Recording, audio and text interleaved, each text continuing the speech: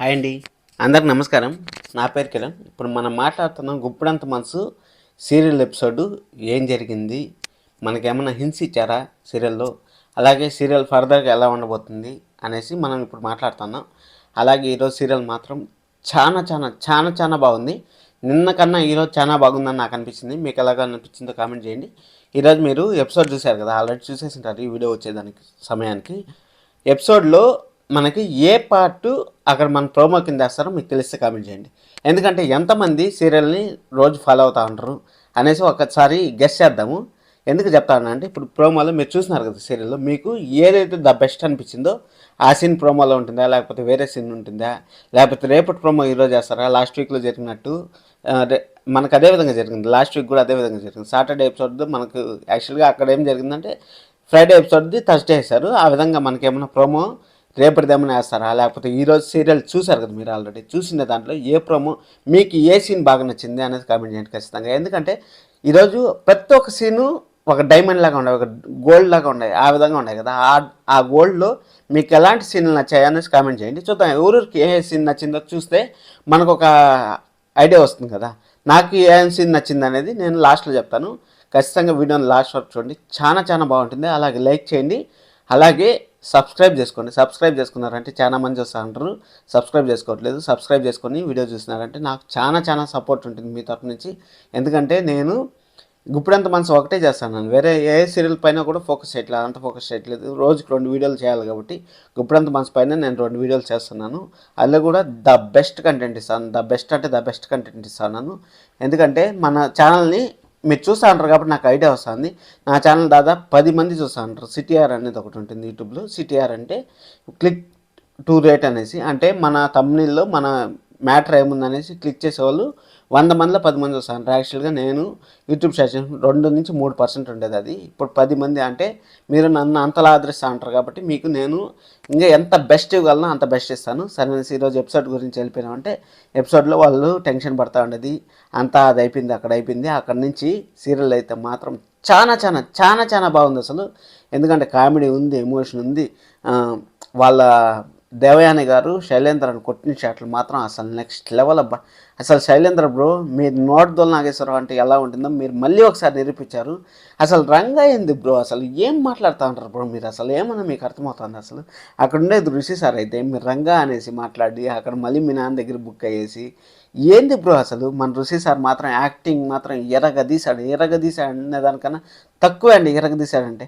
అసలు ఒక పక్క ఋషిగా నటిస్తా, ఒక పక్క రంగాగా నటిస్తా. వాళ్ళ పెద్దనాన్న, నాన్న నువ్వు లేని నేను మనిషిలాగా లేదమ్మా, ఇది ఊరికే ప్రాణం లేని జీవిలాగా అలా తిరుగుతున్నాను అనే కొంది వాళ్ళ పెద్దనాన్న హక్ చేసుకోవడం, అక్కడ వజ్జారా గారు ఋషి సార్ కూర్చొని మాట్లాడడం, ఏ సీన్ గురించి మాట్లాడినా తక్కువే అనిపిస్తుంది నాకు. ఎందుకంటే అంత బాండింగ్ సీన్స్ ఉన్నాయి, అంత మంచి సీన్స్ ఉంటాయి.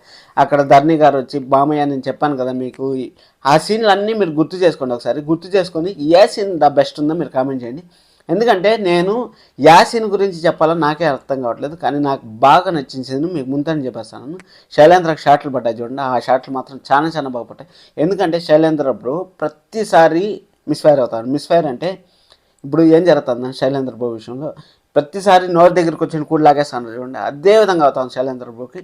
ఇప్పుడు దేవయాని గారు మంచిగానే ఉంటారు, ఇప్పుడు వరకు ఋషి సార్ గురించి తెలిసినా కానీ మంచిగానే ఉంటుంది దేవయాని గారు. ఇలాగే కంటిన్యూ అవుతారని నాకు అనిపిస్తుంది. ఎందుకు అవుతారో కంటిన్యూ అని కూడా నేను చెప్తాను. ఇప్పుడు అక్కడ ఋషినా రంగానా అనేసి దేవయాని గారికి డౌట్ మొదలైంది. ఒకవేళ ఇలాంటి ఎపిసోడ్లు ఇంకా ఖచ్చితంగా 4-5 పడతాయండి. మీరు ఖచ్చితంగా ఓపెన్ సీక్రెట్ నా రివ్యూని ఫాలో అయ్యే వాళ్ళు మీరు ఆల్రెడీ మీకు అర్థమవుతుంది. ఇలాంటి ఎపిసోడ్లు ఖచ్చితంగా 4-5 మళ్ళీ పడతాయి. పడిన తర్వాత ఆ కాలేజీ పోయినప్పుడు కాలేజీలో ఫైల్ సంతకాలు పెట్టేటప్పుడు ఋషిలాగా నటించడం, రంగాలాగా నటించడం, లేకపోతే ఆ కాలేజీని మెయింటైన్ చేయడం, వజ్జరా గారు అడ్డుపడడం, టామ్ అండ్ జెర్రీ సీన్స్, వాళ్ళ ఇంటికి పోదాం అనేసి అంటే వీళ్ళు వద్దని అనడం.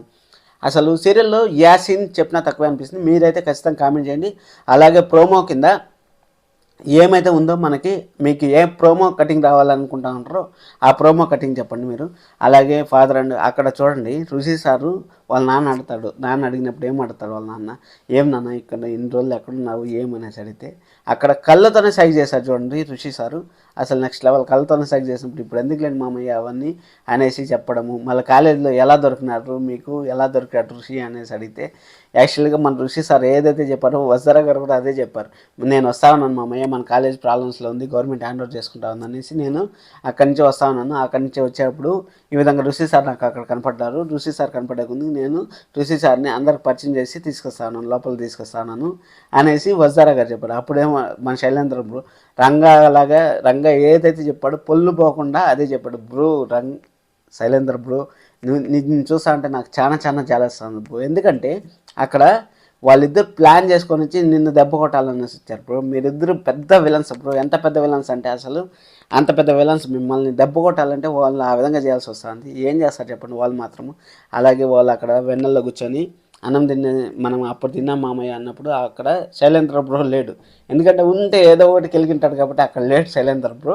నేను చూశాను అక్కడ జగతి మేడం గారు ఉన్నారు. జగతి మేడం గారు చాలా సంతోషంగా ఉన్నారు. జగతి మేడం గారి గురించి మళ్ళీ మాట్లాడారు. మళ్ళీ మాట్లాడినప్పుడు మనం ఋషి సార్ కూడా ఏం చెప్పారంటే మన చుట్టూరనే ఉంటారు మామ, మన చుట్టూరనే ఉంటారు పెద్దనాన్న, మన చుట్టూరనే ఉంటారు, మనతోనే ఉంటారు, మనల్ని ఇలా చూస్తా సంతోషంగా చూస్తా చాలా చాలా హ్యాపీగా ఉంటారు. అంటే జగతి మేడం గారు నిజం చెప్తాను ఈరోజు చాలా చాలా సంతోషంగా ఉన్నా లేకపోయినా కానీ చాలా చాలా సంతోషంగా ఉంటారు.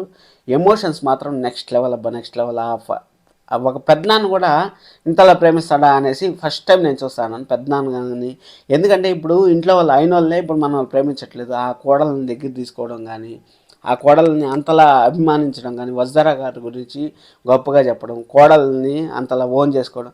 అసలు ఈ కాలంలో కూడా ఇలాంటి మనుషులు ఉన్నారా అనేసి ఈ సీరియల్ ఈరోజు ఎపిసోడ్ చూసిన తర్వాతే మనకు అర్థమైంది. ఎందుకంటే ఇప్పుడు ఎంత దగ్గర తీసుకున్నారు అసలు. వజ్జరా నువ్వు వచ్చినావమ్మా, మాకు అదే చాలు, మాకు కళలు నింపినావు, మా గుండెలు నింపినావు, మా కాలేజీ దూరం అయిపోయే కాలేజీని మాకు దగ్గర చేసినావు అనేసి పరీంద్ర గారు అంటా ఉంటే, అలా మహేంద్ర సారు పొంగిపోతా ఉంటే అసలు ఆ సీన్లు చూడాలంటే అసలు ఒక్క సీన్ కాదండి. ఈరోజు నిన్న సీన్లు ఓన్లీ 2 ఎమోషన్స్ మాత్రం ఉన్నాయి. నిన్న సీన్లో 2 ఎమోషన్స్ మాత్రం ఉన్నాయి. ఒకటి ఫాదర్ ఎమోషన్ మాత్రమే ఉంది, ఇంకోటి ఏమంటే పెద్దనాన్న హక్ చేసుకునేది. ఈ 2 సీన్స్ మాత్రమే నిన్న హైలైట్ అయితే ఈరోజు ప్రతి ఒక్క సీన్ హైలైట్ అండి. ప్రతి ఒక్క సీన్ హైలైట్. యా సీన్ గురించి చెప్పినా తక్కువ అవుతుంది. అలాగే ప్రోమో కటింగ్ ఏమొస్తుంది అనేసి నేనైతే మీకన్నా ఎక్కువగా వెయిట్ చేస్తాను. ప్రోమో కటింగ్ వచ్చిన తర్వాత ప్రోమో గురించి కూడా నేను ఒక వీడియో చేయాలనుకున్నాను. ఎందుకంటే అన్ని ఎమోషన్స్ ఉంటాయి. అన్ని ఎమోషన్స్ని ఎంత చెప్పినా తక్కువే. ఆ ప్రోమోలో ఎలాంటి ఎమోషన్స్ చూపిస్తారు, ఎలాంటి ఎమోషన్స్ చూపిస్తారు అనేసి నేను ఈగర్లీ వెయిట్ చేస్తున్నాను. ఇప్పుడు అది అయిపోయిన తర్వాత మళ్ళీ బయట వచ్చి కూర్చొని ఎలా సార్ మనం ఇంత ప్రాబ్లం పడినాము, ఇంత చేసాము అనేసి మాట్లాడుకుంటా ఉంటారు. అంత మాట్లాడుకుంటా ఉన్నప్పుడు మహేంద్ర అక్కడ నన్ను చూస్తా అన్నారా, చుక్కల్లాగా చూస్తా అన్నారా, నన్ను చందమామ నేను కనపడతా ఉన్నా అంటే అప్పుడు నువ్వు ప్రతిసారి నువ్వే కనపడవు. అసలు అంత ప్రేమ పెట్టుకునే వాళ్ళు ఎందుకు సార్ దూరంగా ఉన్నారు అనేసి మీకు డౌట్ వస్తుంది కదా. ఖచ్చితంగా డౌట్ వస్తుంది. ఎందుకు దూరంగా ఉన్నారు మీకు అని తెలిస్తే కామెంట్ చేయండి. నాకు తెలియదు, ఊరికే జస్ట్ మనం మాట్లాడుకునే కామెంట్ చేయమని అంటా ఉన్నాను. అక్కడ ఋషి సార్ ఎందుకు దూరంగా ఉన్నారు, అసలు మళ్ళీ సరోజ ఏమైనా వస్తుందా, సరోజ రాధమ్మ ఏమైపోయినారు, బుజ్జి ఏమైపోయినారు అనేసి మీకు డౌట్ వచ్చిందా? ఆ డౌట్లు కన్నా క్లారిఫై రేపు ఏమైనా ఇస్తారేమో అని మనం వెయిట్ చేయాలి. ఎందుకంటే వాళ్ళు చూపించడమే లేదు కదా. వీళ్ళు వచ్చి ఆల్రెడీ ఒక్కరోజే కదా అయింది, ఒక్కరోజే అయింది. నిన్న వచ్చారు, ఈరోజు మనకి సీరియల్ జరిగింది. అంటే సీరియల్ పరంగా ఈరోజు నైటే జరుగుతుంది, నిన్న నైటే జరుగుతుంది అనుకోండి. ఒక్కరోజు అయింది వాళ్ళు. రేపేమన్నా మన వజ్జరా గారిని మన సరోజ గారిని వీళ్ళని బుజ్జిని రాధమ్ గారిని ఏమైనా చూపిస్తారా ఎపిసోడ్లో? రేపేమన్నా ట్విస్ట్ పెడతారా రేపు సాయంకాలం? ఎందుకంటే మండే వస్తాను కదా, మండే వచ్చినప్పుడు ట్విస్ట్ ఖచ్చితంగా ఉంటాయి. ఆ ట్విస్ట్లు ఎలాంటి పెడతారు అలాగే ఒక స్పెషల్ అనాలిసిస్ చేద్దాం. ప్రోమో వచ్చేదాన్ని బట్టి నేను ఒక వీడియో ప్లాన్ చేస్తాను. ఎగ్జాక్ట్గా 2 o'clock లేకపోతే 3 o'clock ఆ వీడియో వస్తుంది. 2 o'clock వస్తుంది అనుకోండి. 2 o'clock ఎందుకంటే ఇప్పుడు మనం 8కి అప్లోడ్ చేస్తామంటే 4 hours సరిపోతుంది కాబట్టి 2 o'clock అప్లోడ్ చేస్తాను. సబ్స్క్రైబ్ చేసి పెట్టుకోండి. అలాగే మన వజ్జరా గారు మీరు ఎక్కడ లూజ్ హెయిర్స్ పోతాను మీరే కనపడతారు మేడం అన్నప్పుడు అక్కడ మన జగతి మేడం నాకు కనపడతా ఉంటారు సార్ అన్నప్పుడు మన మహేంద్ర గారు వచ్చి జగతి కనపడతా ఉంటారు అమ్మా నీకు అనేసి మహేంద్ర సార్ కనపడతా ఉంటారు మామయ్య అలాగే నాకే చూపించమ్మా అనేసి అన్నాం. ఆ విధంగా రేపు ఎపిసోడ్ కూడా జగతి మేడం చూస్తారా, జగతి మేడం అని ఫోటో చూపిస్తారా?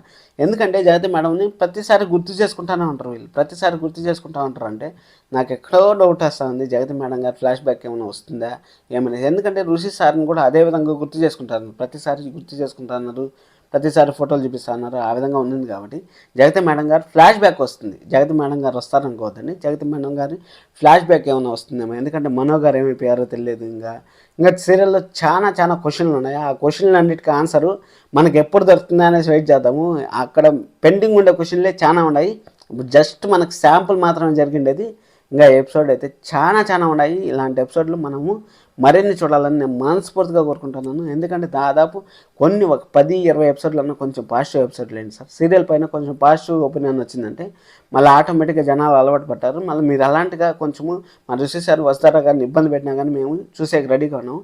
కొన్ని సీన్స్ సార్, కొన్ని సీన్స్ వాళ్ళకి బెటర్గా ఇస్తే మేమంతా చాలా చాలా సంతోషపడతాం. డైరెక్టర్ గారు ప్లీజ్ మాకు ఒక 10 ఎపిసోడ్ల నుంచి 15 ఎపిసోడ్లు అన్నా కొంచెం బెటర్ సీన్స్, ఈ విధంగా ఈరోజు కామెడీ, ఎమోషన్, ప్రేమ అన్నీ ఉన్నాయి కదా, అలాంటి ఎపిసోడ్లు కొన్నన్నా మాకు వేస్తే చాలా చాలా మేము మీకు ఎప్పటికీ రుణపడి ఉంటాం సార్. ఎందుకంటే ఆ విధంగా మీరు మమ్మల్ని మోల్డ్ చేశారు. సీరియల్ ఈ విధంగా ఉండాలి, ఈ విధంగా ఉండాలి, ఈ విధంగా ఉండాలి అనేసి మోల్డ్ చేశారు.